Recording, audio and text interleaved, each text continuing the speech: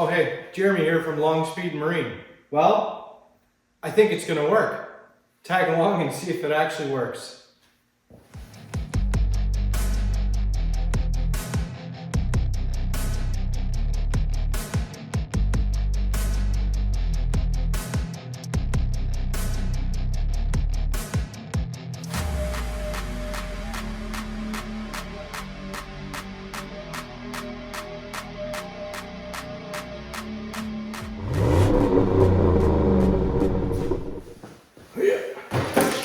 Well, I got this thing back together, and as you saw, if you watched part one of this, I took it apart basically a very unconventional way.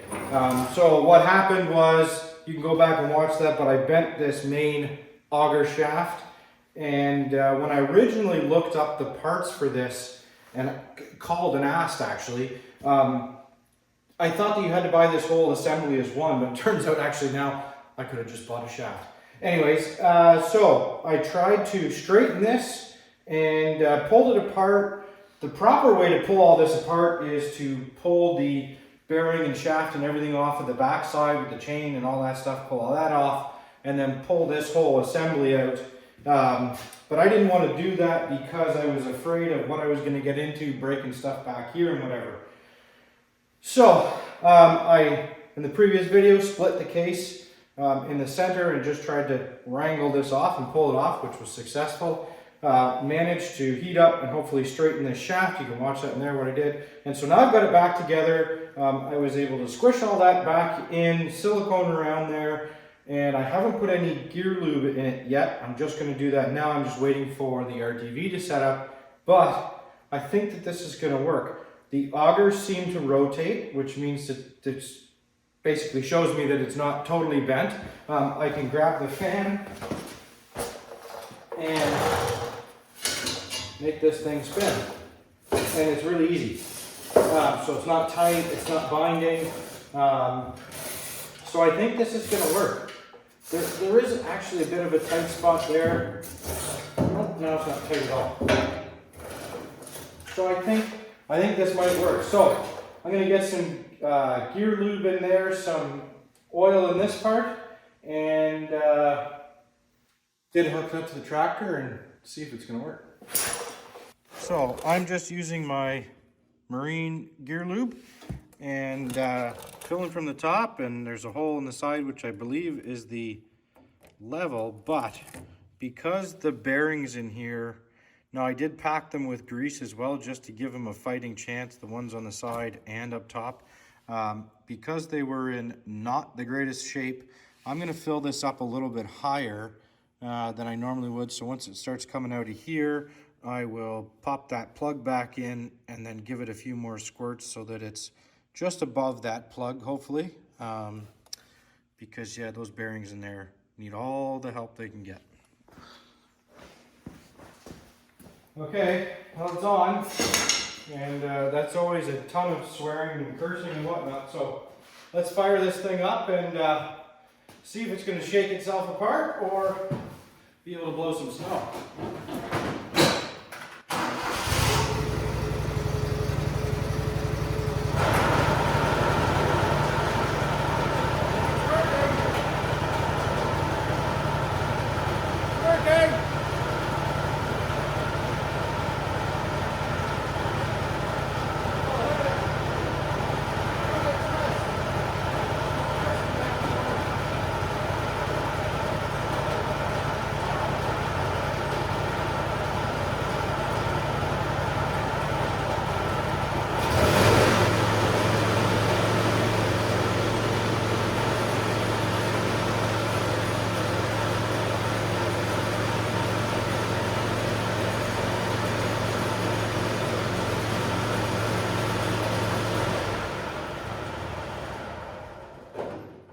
Okay, well, I'm going to call that successful. Yeah, that gearbox is rotating around, so obviously I didn't get it that straight, as straight as I thought anyways. But I think it's going to work. I think it will be okay, at least for a while, until I can save up some money and buy a new shaft or a new tractor or whatever. But what I probably will do is get one of those shafts on order anyways, and put it on the shelf and never put it in. But I think that will at least get me out of the snowstorm that we've got now. So I better get this auger direction thingy hooked up and get to blowing some snow.